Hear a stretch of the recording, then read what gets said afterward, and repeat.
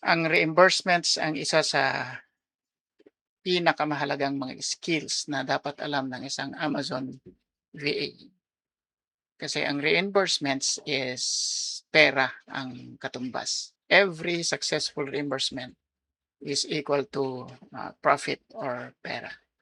Yesterday or a few days ago, nag-chat sa akin si client na pinapacheck yung mga record ng mga reimbursements, successful reimbursements na ginagawa ko. So ito yung report ko sa kanya. Total reimbursements claim from January to June. Nakapa-reimburse ako ng $7,000 from Amazon. Ito naman yung binawi ng Amazon. So kahit na merong binawi ng Amazon, meron pa rin natira na 5,962. Yung binawi ng Amazon, clawback naman ang tawag doon, case. Ang reimbursements ay, ang ibig sabihin niyan ay, halimbawa, sa example natin na ito, nagpadala ako ng 200 units ng isang product sa Amazon at ang dumating lang is 150, nawala nila yung 50 o na-misplace nila, habang hindi pa nila nahahanap yon and those units are not accounted for, dapat bayaran nila yon. Kasi kompleto yung pinadala, pero yung nasa inventory nila is kulang. So babayaran nila yon. Kaya nga reimbursements. Okay. Ngayon, chinek ko sa bukod dito sa example na ito na merong katumbas kaagad na pera na kang maibibigay sa client. Chinek ko din sa online jobs. Sinearch ko Amazon reimbursements. Tinype ko sa marami din, 14. Displaying 14 out of 14 jobs. Inventory management and forecasting, business reporting, and Amazon reimbursements. Actually, ito yung actual na ginagawa ko ngayon. And tingnan nyo yung salary. $1,200 to $1,500. Monthly yan. Ito naman, part-time, experience Amazon UK admin, operations PA, seller toolkit, and returns and reimbursements. 35,000 pesos siguro ito. Pwede na rin, depende kung ilang oras. Yan, reimbursement. Okay. So, pag natutunan natin ang reimbursement, okay din. Pero dapat hindi lang reimbursement ang alam natin. Ang point ko lang is maganda kung alam ng isang VA ang reimbursement. So, papakita ko sa inyo kung paano ginagawa ko sa Amazon reimbursements. Kagaya ng dati, actual ito. So, punta tayo sa Amazon. Buksan ko ang Amazon. Then, yung ipapa-reimburse natin kasi is missing from inbound. Okay, so nagpadala tayo, kulang yung dumating or kulang yung nabilang nila. So dito tayo sa shipments. Hindi pwedeng mag-file ng claim sa mga shipments na hindi pa closed ang status. Ito yung status. Receiving, close, ship, receiving, close, in transit, receiving. Okay. So, i-filter natin sa close na. Yung mga close lang ang pwede nating pwede tayo mag-file ng reimbursement. So, dito sa status, palitan ko ng closed, apply, then isort ko yung created para yung latest ang nasa bandang una. So, ako lahat ng gumawa nito na shipments. So, saan natin makikita kung alin dito yung mga shipments na may problem? Dito sa expected units, dapat tumutugma yung located units. So 88 walang problem, 88, 88, 24, 24. Maghanap tayo yung hindi tugma. Kagaya nito. 24, 9 lang ang nabilang nila. So ibig sabihin, merong nawawalang 15 units. Okay. So dapat bayaran nila yung 15 units. So nakahanap na tayo. Ito na yung gawin nating sample. Actually, kung hindi ko pa ito na-submit, hindi ko pa na-submit yung claim dito, pwede na nating diretsong gawin ito. Okay. So, click natin yung shipments, yung shipment name. Okay, so pinadala ko ito noong May 13, 2026. Shipment events, created, in transit, delivered. Tingnan nyo, delivered. Pero, shipment closed with discrepancies. So sila mismo alam nila na may discrepancy. Okay. So tingnan natin kung anong discrepancy. Dito tayo sa contents. Ayan. Minus 15. Tamang-tama, meron tayong tunay na example, hindi kunwari lang. Okay, so gawan natin ito ng claim. So, i-click ko ito dito sa action required. Then, research missing units. Then, dapat may proof of inventory tayo. Yung proof of inventory ownership, ginagawa ko lang yan. Okay. I-upload natin yan. Okay. Ngayon, ang isang proof of ownership na nakalagay is packing list. So ito yung sample natin na packing list o packing slip na banggit natin doon sa first part ng video na proof of inventory ang kailangan ng Amazon para i-reimburse nila yung missing from inbound na products natin.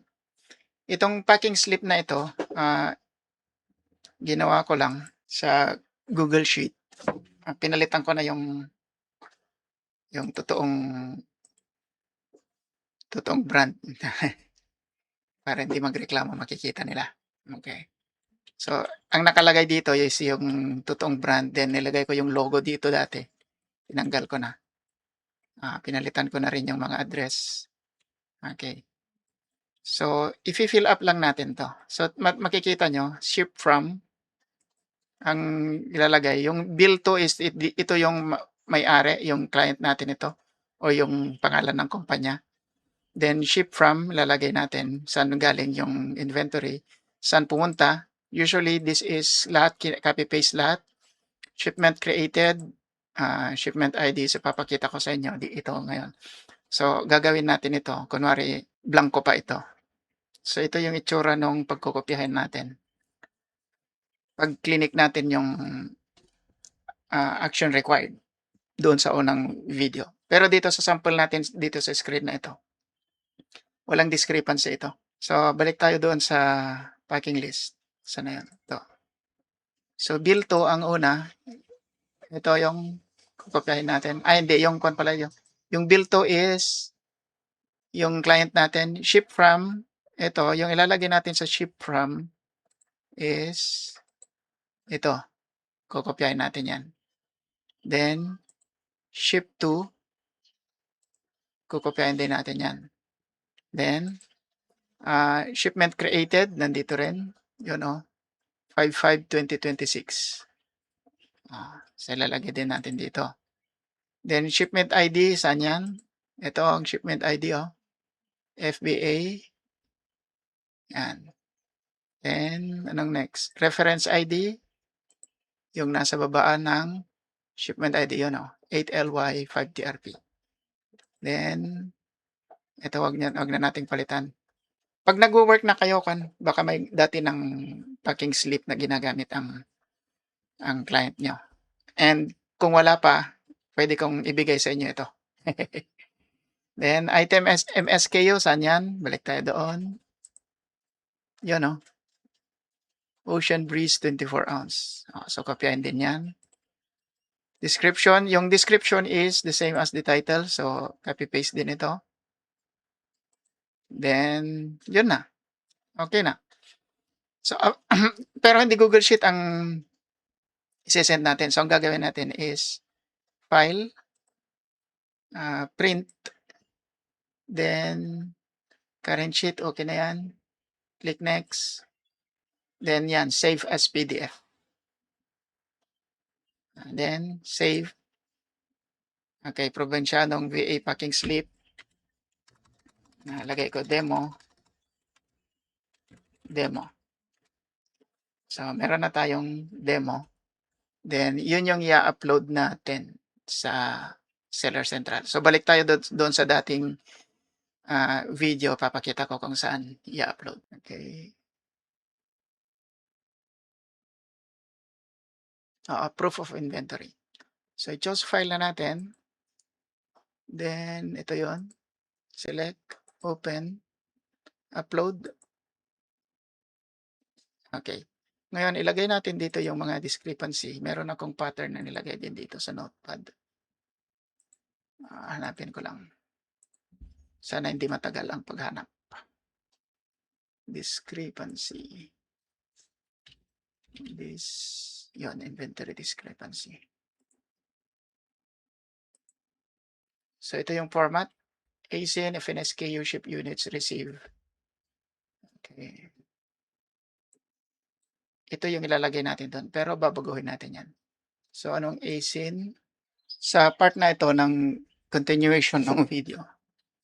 So after natin may upload yung print natin na PDF, i-fill up pa natin ito.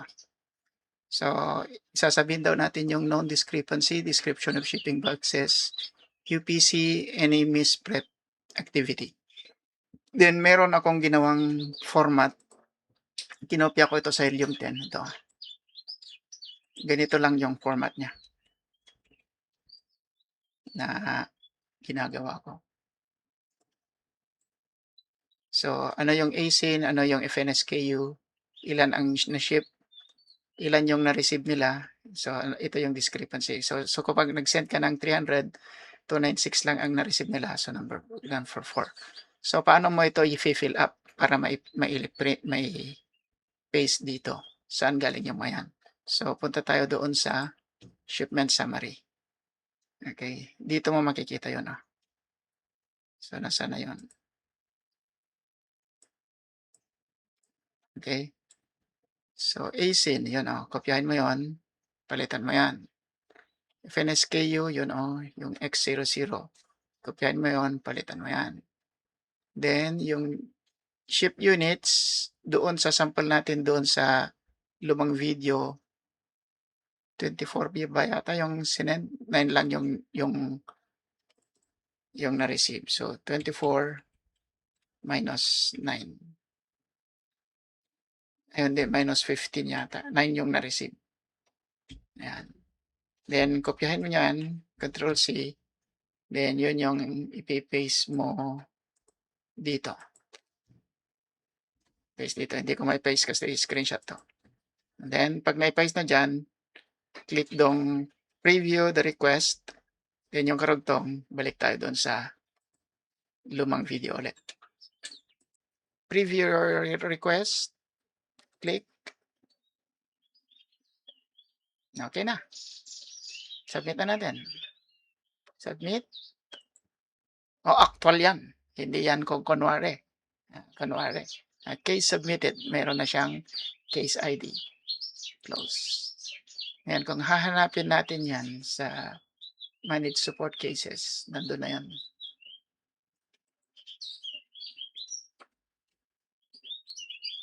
Ayan na. QRY. June 7. Okay. QRY June 7. Yun na, QRY. Then, ganito yung itsura nung na-reimburse na. Pakita ko sa inyo. Try natin to.